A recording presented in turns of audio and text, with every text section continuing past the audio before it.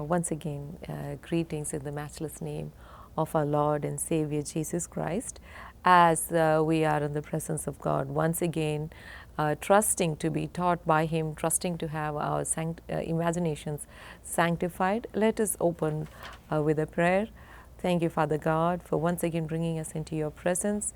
Thank you for the way you have been guiding us and leading us so far. Lord, I pray for all those who have been watching these sessions, and I pray that your purpose will be fulfilled in your people. And Lord, as we are here today in your presence, help us to understand your ways and help us to yield to your guiding hand towards the destination that you have prepared for us in your love. In the name of Jesus, we ask. Amen. So last week we looked at the epistle to the Ephesians chapter 1 verse 3, where we see that God has blessed us with every spiritual blessing in heaven through Jesus Christ. Every spiritual blessing in Christ Jesus. We saw how we have to break through layers and layers of falsehood that has been laid over the human perception and vision by the evil one over the centuries. And these layers and layers of falsehood or lies is what Paul calls philosophy, empty deceit, basic principles of the world, and rudiments of the world. We see these words being used in Colossians chapter 2 verse 8 and Colossians chapter 2 verse 20. So these things that are the obstacles that stand in the way of us understanding the spiritual blessings that God has given us, and that stands in the way of us accessing and experiencing the spiritual blessings that God has kept for us, should be dealt with. That the philosophy, rudiments of the world, empty deceit, philosophy, basic principles of the world are the things that need to be dealt with before we will start to understand, know, and experience the spiritual blessings that God has given us. And then we see in the Gospel of Luke chapter 10 verse 21, Jesus praising the Father that He has hidden the wisdom of eternal truths from the worldly wise, and He has revealed it to little children. And the same idea is again repeated in the Gospel of Matthew chapter 11, 25. It is hidden. The secrets of the kingdom are deliberately hidden from the worldly wise and are revealed to little children. So again, we see in Matthew chapter 18 verse 3, Jesus saying that unless you become converted or unless you repent and become like little children, you will not be able to see the kingdom of God. So what does it mean when the Word of God tells us to become like little children? It means that we no longer have confidence in the human philosophies of this world, no longer have confidence in the empty deceits or the basic principles of the world, or whatever we have learned from other sources other than the Word of God. We have no longer confidence in the things that we have learned from sources other than the mouth of God or other than the Word of God. It is when we lose confidence, either through a series of circumstances or by a deliberate decision in what we have learned from other sources, that we humble ourselves like little children and we put us in a place where we can be taught by God about the mysteries of the kingdom of God. Now we are in a place where everything that we have learned from other sources is no longer an argument against what God teaches us. So Jesus says in Mark chapter 1, the kingdom, the time is here, the kingdom of God is here, so repent and believe in the good news. So what does that mean? That means that we are in a place. To repent means we come to a place where we are willing to let go of everything and anything that we have believed till then that is against what God is teaching us. So when we come into the kingdom of God, God is going to teach us His rules. The same way we go to a new country, we learn the laws and the rules of that country. to have a peaceful life in that country. In the same way, when we come to the kingdom of God, God is undertaking to teach us His ways by the Holy Spirit through His word and through the person of Jesus Christ. So we have to be in a place where we are willing to let go of everything we have believed till then, whenever it comes up in the course of studying the ways of God. So that's why Jesus said, unless you be converted and become like little children, you will not be able to see the kingdom of God. So seeing the kingdom of God, experiencing the spiritual blessings that God has given us are all the same thing. So becoming like little children is essential, and then only will we be able to experience these spiritual blessings that God has already given us. And we will look at another verse that we looked at last week. That would be 1 Corinthians chapter 2 verses 9 to 12. This is a very famous word. Eye has not seen, nor ear heard, nor have entered into the heart of man the things which God has prepared for those who love Him. So our natural eyes, our natural ears, or our natural understanding is not designed to discern the spiritual things of God. Our natural understanding will never comprehend the things of God. And then it's written that it has not entered into the heart of man. So discovering or getting to know the spiritual blessings that God has given us can never happen by accident. It is the result of a deliberate act on the side of God to which we deliberately respond. And then in verse 10 it's written, but God has revealed them to us through His Spirit.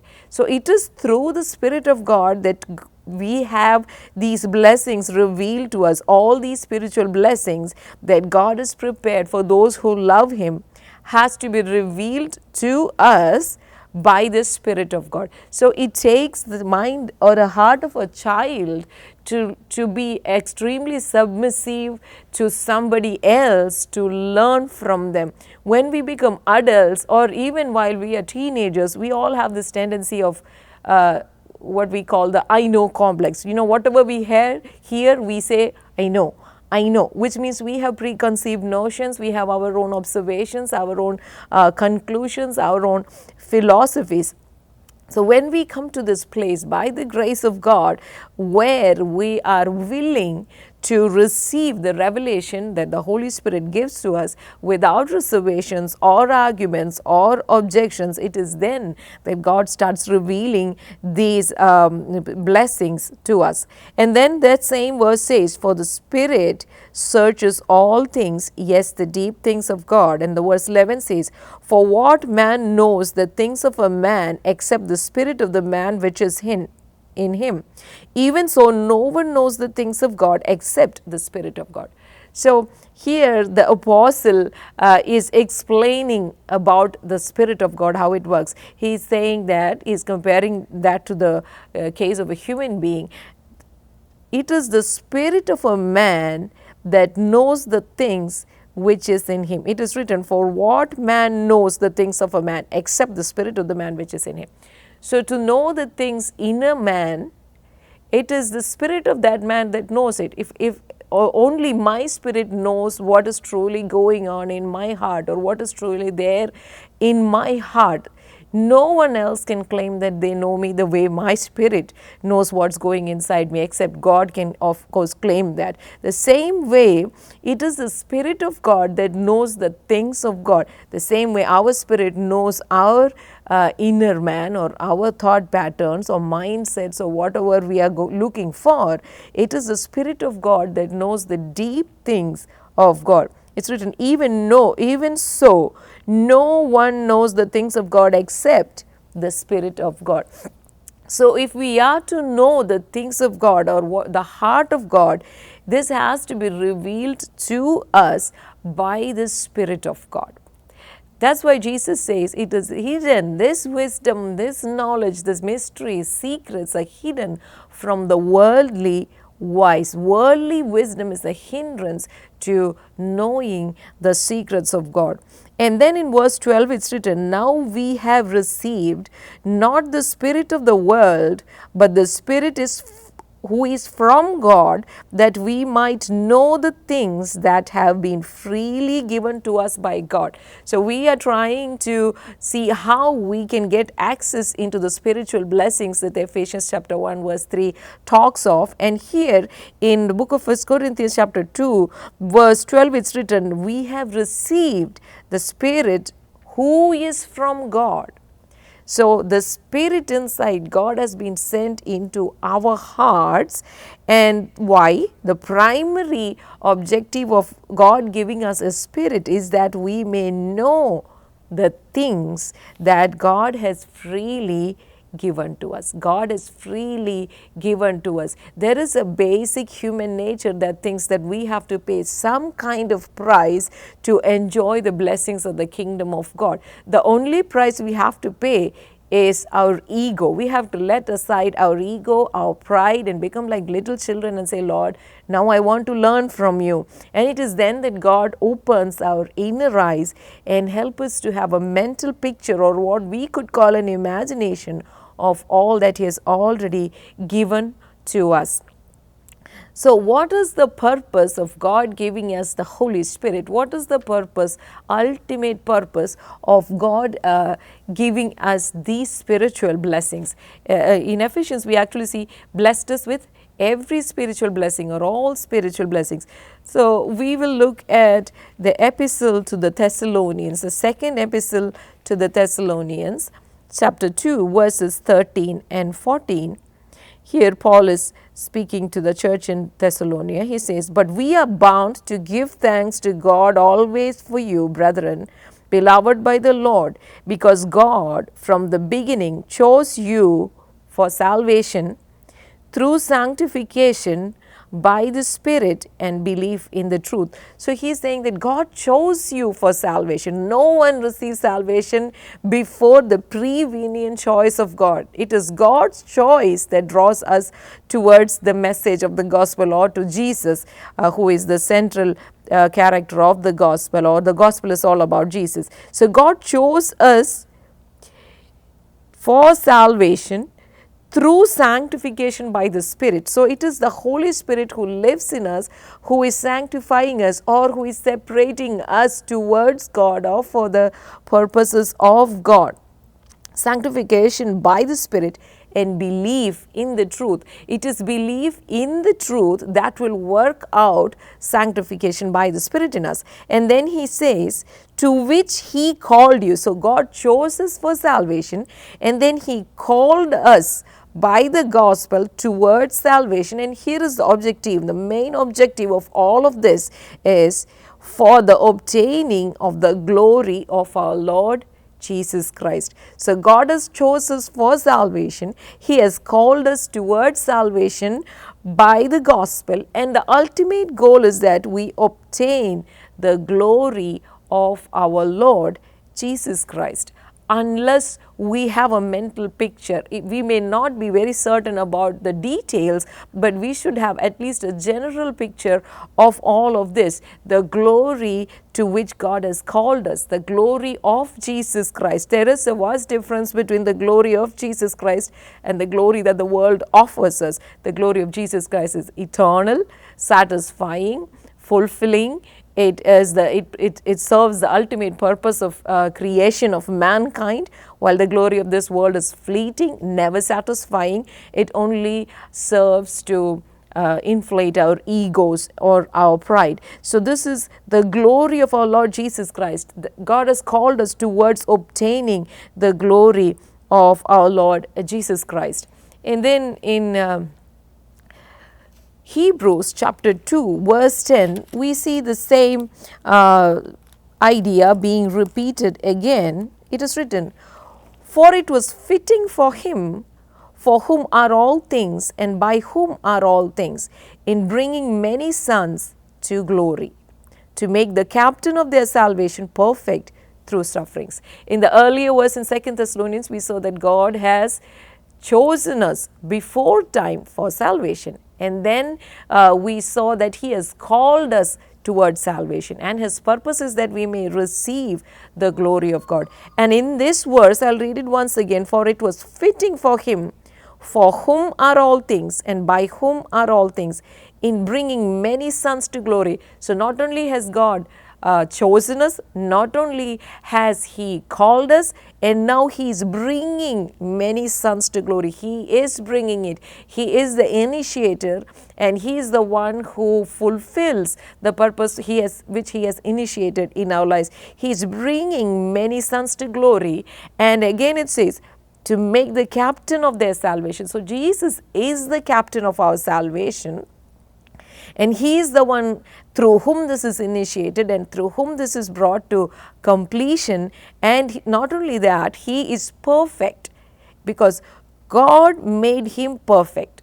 It's not that He became perfect. God the Father made Jesus the Son perfect through sufferings. So our vision about the glory to which God has called us should be really certain. Only then will we be able to withstand the temptations of this world, and we will be able to overcome the persecutions or sufferings that we may have to go through in this world. And only then will we be able to pay the right prices at the right time to obtain the goal in which Jesus will be our captain. So what is this glory? How does God intend to achieve this glory? We will see that in Colossians chapter 1 verse 27, where there's a very famous verse that we hear often repeated amongst us. It's written, to them God willed to make known what are the riches of the glory of this mystery among the Gentiles, which is Christ in you, the hope of glory. So this is the glory of the mystery. Mystery to whom? To the worldly wise, to those who haven't humbled themselves as little children to learn the truths of the kingdom. To them it is a mystery, while to the children of God, those who have humbled themselves and become like little children, willing to learn from God, for them it is made known what? The riches of the glory of this mystery. And now it is, what is the mystery? It is Christ in you, the hope of glory. So God has chosen us for salvation. God has called us to salvation through the gospel. He has purposed to help us obtain the glory of Christ, and He has given Jesus as the captain of our salvation. He is leading us to glory. And finally we see that Christ in us, the presence of Jesus, the Spirit of Jesus in us, is that which is going to make all of this possible. It's impossible by humans, but it is possible by God. So what is the glory of Christ? We know that the glory of Christ is that He is with God. He is one with God. That is what God is calling us to. God is calling us towards that glory. Jesus was one with God. Jesus is one with God. Jesus is with God. And we see that at the beginning of the gospel, that's in Matthew chapter 1 verses 21 and 23. We see the angel speaking to Joseph about Jesus. It's written, so all this was done that it might be fulfilled, which was spoken by the Lord through the prophet, saying, behold, the virgin shall be with child and bear a son, and they shall call his name Emmanuel, which is translated God with us. So the very purpose of Jesus coming to this world was that we come to a place where He is. He was with God, because in John chapter 1 we see, in the beginning was the Word, Word was with God, and the Word is Jesus. So with God, that is the place where Jesus is bringing us to. That is what He came for to this earth. That is what He died for, and that is what He resurrected from the dead for, and that is what He came for into our hearts. When the Spirit of Jesus is sent into our hearts, this is God's ultimate purpose, that we may be with Him. And to be with God doesn't mean that we are only physically present with Him. We can be with people physically, but not with them in their goals and policies. So when the Bible says that we will be with God, it means that we will be with God in His goals and in His policies, in His ways. We will know His heart, we will agree with Him, and we will be looking for in this whole transaction, in this transaction that extends all throughout our life. In fact, it began even before the beginning of the world, the foundations of the world was laid. We see that in Ephesians chapter 1, that God chose us before the foundations of the earth was laid. And the most important thing which I'll mention in brief today is, first thing for coming into that position, being with God, is that we need to understand that the issue of sin has been dealt away on the cross, or dealt with on the cross. In Romans chapter 8 verse 1, we see this prospect being explained. Therefore, there is therefore now no condemnation to those who are in Christ Jesus, who do not walk according to the flesh, but according to the Spirit. What does it mean that there is no condemnation? It means that God no longer holds our sins against us. Once we receive Jesus into our hearts and into our lives to be our righteousness, to be our sanctification, to be our redemption, to be our wisdom, there is no point in time where God holds our sins against us. So when we look at the New Testament, Jesus compares himself to a doctor. Jesus says only the sick needs a doctor, and that's where he said only sinners need me. So God's attitude towards our sins, once we receive the offer of grace he has given us through Jesus, is that of a doctor towards the sickness of his patients. He never holds our sins against us the same way a sane doctor would never hold his patients' sickness against them. But when God looks at us, when God considers our sins, he considers our sins to save us from these sins, not to condemn us, not to hold our sins against us, but to save us from our sins. So the more sick you are, the closer you stay, or the more time you spend with your doctor. So if you have sin problems, if we have sin problems, we spend more time with God. The basic understanding of this world is, as we saw earlier, against the word of God. It says that the more sin you have, God hates you more, you have to stay away from God more. But the more sick you are, the more time you need to spend with a doctor, and the more engaged the doctor will be with us. In the same way, if we see sin in us, we don't run away from God. If we understand the blessings that God has given to us, if we understand God's attitude to us, how good he is, the more sin we find ourselves, the more we will engage with God, because we know that he is able to save us from our sins. And not understanding this for many Christians is a big problem, because nowadays we see so many Christians enjoying the presence of other human beings more than the presence of God, because other people don't know our sins. As long as they don't know us, our sins, we are fine, but God knows our sins. So people find it difficult to enjoy more in the presence of God. But once we understand this,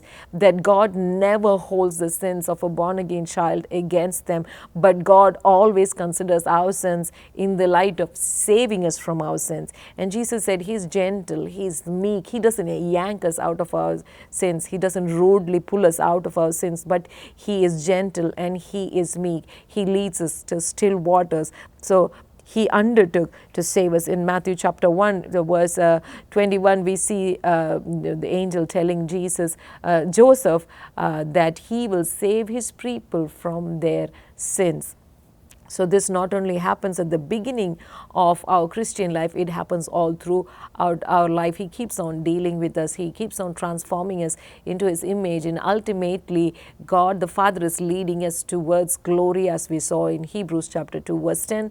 And Jesus is the captain of our salvation, and he has been perfected through suffering. And may the Lord open our eyes to see the glory to which he has called us, the glory of Jesus, the glory of being with him, the glory for which Jesus came into this world, died, resurrected, and is now at the right hand side of the Father pleading for us, and he is in our hearts leading us towards that glory as the captain of our salvation. And once again, let us pray that the Lord will fulfill his purpose in us. Thank you, Father God, for this wonderful revelation that you have given us today. I pray, Father, that you will cause this revelation to reach the hearts of who you have intended to learn this through this ministry, Lord. Lord, I pray that the hearts of your people will be opened to see the glory of your word. The hearts of your people will be opened that they may pay attention to your word. And the results of this will be gloriously, Lord, wonderful in eternity. Thank you for hearing our prayers. In the name of Jesus, we ask. Amen.